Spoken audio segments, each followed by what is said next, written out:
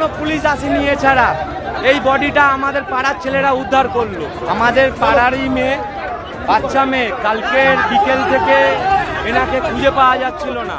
একটি 11 বছরের শিশুকে ঘিরে এমন একটি ঘটনার সামনে এসেছে যা শুনলে যে কোনো মানুষের মন ভারী হয়ে যাবে। দক্ষিণ 24 পরগনার বারুইপুরে এক নাবালিকার মৃতদেহ উদ্ধারের ঘটনাকে কেন্দ্র করে উত্তাল হয়ে উঠেছে গোটা এলাকা। কিন্তু আসলে কি ঘটেছে, কেন রাস্তায় নেমে বিক্ষোভ দেখালেন সাধারণ মানুষ, চলুন পুরো বিষয়টা সহজ ভাষায় জেনে নেওয়া যাক। নমস্কার, আপনি দেখছেন বার্তা 24 ঘন্টা। আমাদের পাড়ার ছেলেরা, এই পাড়ার ছেলেরা, ওই পাড়ার ছেলেরা সারা রাত খুঁজি করেছে, পায়নি।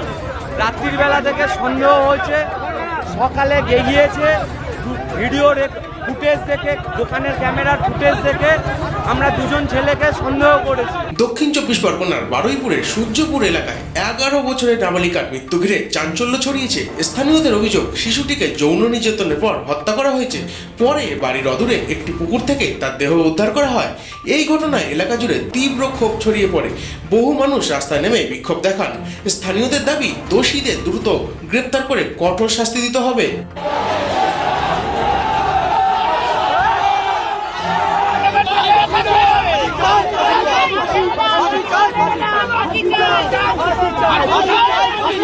নৃশংসভাবে হত্যা, ধর্ষণ, খুন এবং তারপর পুঁতে ফেলা হয়েছে।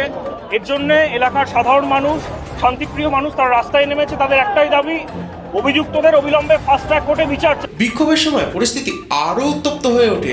অভিযোগ রয়েছে, রাস্তায় মৃতদেহ রেখে প্রতিবাদ শুরু হয় এবং পরে পুলিশের একটি গাড়িতেও ভাঙচুর করা হয়। ঘটনাস্থলে অতিরিক্ত পুলিশ মোতায়েন করা হয়েছে এবং পরিস্থিতি নিয়ন্ত্রণে আনার চেষ্টা চলছে। এলাকার সাধারণ মানুষের বক্তব্য, তারা এই ঘটনার নিরপেক্ষ ও দ্রুত তদন্ত চান। অনেকেই বলছেন, এমন ঘটনা যাতে আর না ঘটে তার জন্য কঠোর ব্যবস্থা নেওয়া জরুরি। এদিকে পুলিশ ঘটনার তদন্ত শুরু করেছে। কিভাবে এই ঘটনা ঘটলো, কারা এর সঙ্গে জড়িত এবং অভিযোগের সত্যতা কতটা, সব দিকেই খতিয়ে দেখা হচ্ছে। তদন্ত শেষ না হওয়া পর্যন্ত চূড়ান্তভাবে কিছু বলাই সম্ভব নয়। এই ধরনের ঘটনা শুধু একটি পরিবারের নয়, গোটা সমাজের জন্য গভীর উদ্বেগের বিষয়।